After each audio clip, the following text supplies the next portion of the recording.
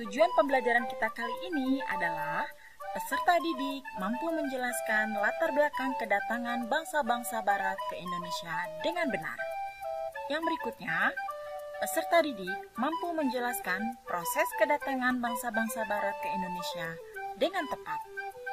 Sebelum kita memulai pembelajaran, marilah kita berdoa terlebih dahulu. Berdoa dimulai. Berdoa selesai. Mari kita perhatikan peta berikut ini. Indonesia, negara yang sangat kecil ya, di antara negara-negara di dunia.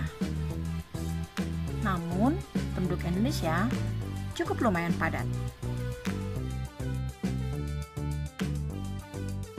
Sekarang kita perhatikan peta berikutnya. Indonesia selain dilalui oleh garis khatulistiwa, letak geografis Indonesia sangat strategis karena diapit oleh dua buah samudra, yaitu Samudra Hindia dan Samudra Pasifik. Sekarang, marilah kita perhatikan letak kedudukan Indonesia jika dilihat dari satelit. Indonesia yang sangat kecil ini merupakan negara yang berisi perairan dan juga daratan. Daratan Indonesia sangatlah subur. Ini ditandai dengan warna hijau di seluruh wilayah Indonesia. Indonesia banyak terdapat hutan dan juga tanaman-tanaman yang sangat produktif. Oleh karena itu, Indonesia dijadikan sebagai paru-paru dunia. Jika melihat dari latar belakang bangsa-bangsa Barat datang ke Indonesia, negara Indonesia merupakan negara penghasil rempah-rempah. Peran Indonesia dalam perdagangan dan pelayaran antara Asia dan Eropa. Faktor utamanya, seperti yang kita telah lihat dalam peta tadi, letak geografis Indonesia berada pada jalur pelayaran Asia dan Eropa. Selanjutnya, Indonesia sebagai penghasil rempah-rempah. Nah, jika kita bicara masalah rempah-rempah, apa ya yang menjadi daya tarik Indonesia? Ya, Indonesia kaya akan beraneka ragam rempah-rempah. Di antaranya adalah cengkeh, kemiri,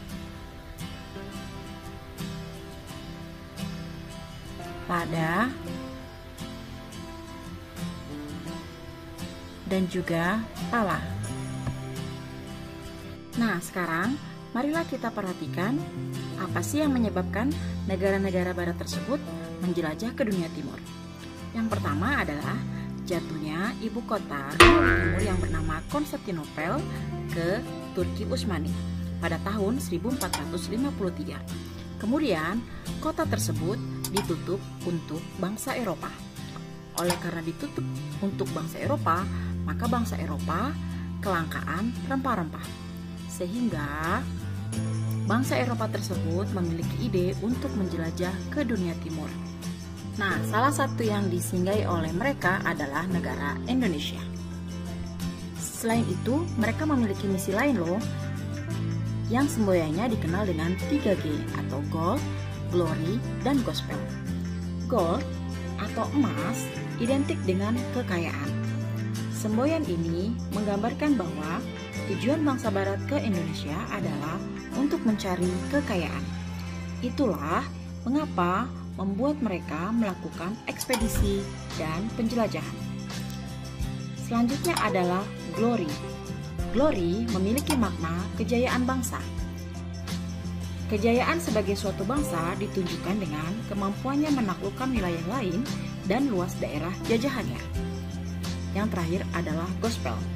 Gospel adalah keinginan bangsa Barat untuk menyebarluaskan dan mengajarkan agama Nasrani, khususnya agama Kristen, ke bangsa-bangsa di Asia, Afrika, dan Amerika Selatan. Selanjutnya adalah berkembangnya revolusi industri di negara Eropa. Apa itu revolusi industri? Revolusi industri adalah pergantian atau perubahan secara menyeluruh dalam memproduksi barang dari yang sebelumnya menggunakan tenaga manusia atau hewan, kini menjadi tenaga mesin. Salah satu pengaruh revolusi industri yang sangat terasa adalah kegiatan transportasi. Penemuan mesin uap yang dapat dijadikan mesin penggerak perahu merupakan teknologi baru pada masa tersebut. Perahu dengan mesin uap merupakan penemuan sangat penting yang mendorong penjelajahan bangsa-bangsa barat. Penemuan-penemuan lainnya adalah alat pemintal dan juga kompas. Selanjutnya adalah runtuhnya Kekaisaran Romawi. Setelah runtuhnya Kekaisaran Romawi pada tahun 476 Masehi, mengakibatkan kemunduran jalinan dagang antara Asia dengan Eropa, sehingga kehidupan wilayah tersebut semakin merosot. Zaman kemunduran ini disebut dengan istilah zaman kegelapan atau Dark Age, dan membuat tatanan hidup bangsa-bangsa di Eropa sangat kacau balau. Perang Salib. Orang Kristen menamainya dengan Perang Salib, sementara orang Islam menamainya dengan Perang Suci. Perang ini mengakibatkan terputusnya hubungan perdagangan antara Eropa dengan Asia Barat dan memicu persaingan antar bangsa di Eropa untuk mencari dunia baru. Adapun faktor penyebab Perang Salib. Yang pertama adalah para penziarah Kristen dilarang mengunjungi Yerusalem. Keinginan merebut Spanyol yang telah dikuasai oleh dinasti Umayyah selama 7 abad. Yang berikutnya adalah usaha untuk mempersatukan kembali gereja Roma dengan gereja Romawi Timur seperti di Konstantinopel, Yerusalem, dan Alexandria yang dipelopori oleh Paus Urbanus.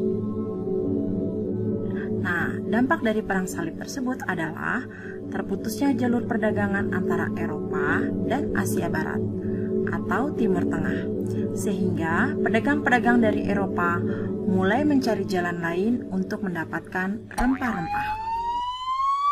Penjelajahan samudra.